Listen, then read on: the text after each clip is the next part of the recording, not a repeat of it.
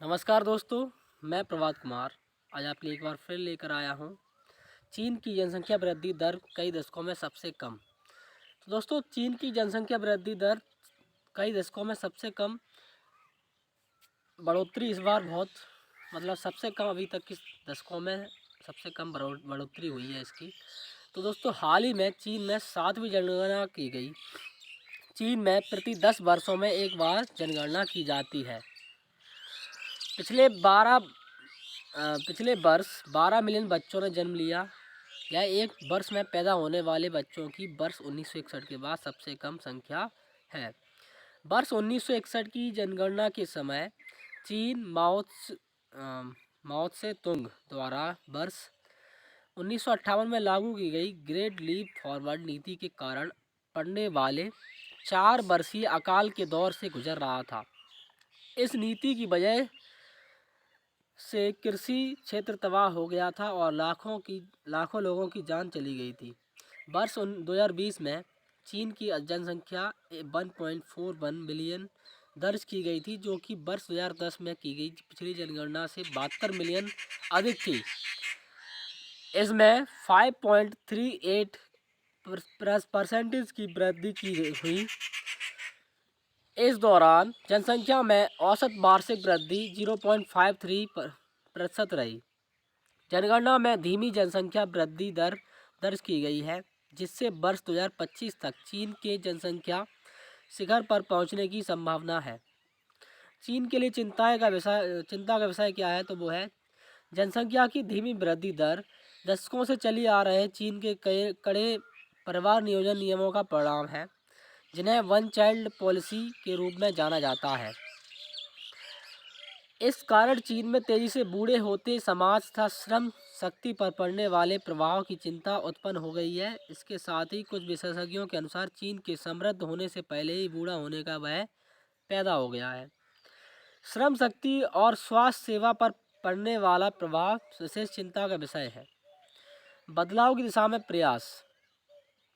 चीन द्वारा परिवार नियोजन नियमों को शिथिल कर दिया गया है और वर्ष 2016 में दंपतियों को 2 बच्चे पैदा करने की अनुमति भी दी गई थी, लेकिन खासकर बड़े शहरों में बदलती जीवन शैली और बड़े परिवारों की घटती प्राथमिकताओं के चलते इसका कोई विशेष प्रभाव नहीं पड़ रहा है। चीन में वन चाइल्ड पॉलिसी लागू किए जाने का कारण। चीन में वन चाइल्ड पॉलिसी मुख्यतः माल्थस सिद्धांत के भय की वजह से लागू की गई थी। इस सिद्धांत के अनुसार अनियंत्रित जनसंख्या वृद्धि के परिणाम स्वरूप आर्थिक और पर्यावरणीय विनाश हो सकता है। वन चाइल्ड पॉलिसी लागू किए जाने का एक कारण भोजन के अभाव से संबंधित चिंताएं भी थीं। माल्थुसियन सिद्धांत यानी कि माल्थुसियन थ्योरी क्या है, तो वो है रॉबर्ट माल्थस जनसंख्या का सुनियोजित सिद्धांत प्रस्तावित करने वाले पहले अर्थशास्त्री थे। उन्होंने तर्क दिया था कि यदि जनसंख्या वृद्धि को अनियंत्रित छोड़ दिया जाता है तो एक समय के बाद जनसंख्या उपलब्ध संसाधनों से अधिक हो जाएगी, जिससे कई समस्याओं का सामना करना पड़ेगा। वन चाइल्ड पॉलिसी के लाभ अति जनसंख्या के कारण होने वाली समस्याओं को कम करने में सहायक है। इसे कुछ परिवारों द्वारा इसे व्यावहारिक माना जाता है। निर्धनता दर कम करती है। वन चाइल्ड पॉलिसी की खामियां। तो वन चाइल्ड पॉलिसी का असमान प्रवर्तन, यह एक मानवाधिकार उल्लंघन है।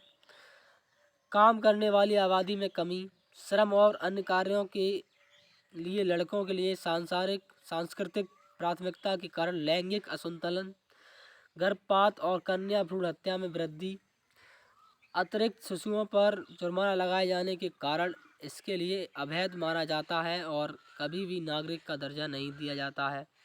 लोगों के व्यक्तिगत मूल्यों और विचारों पर आक्षेप।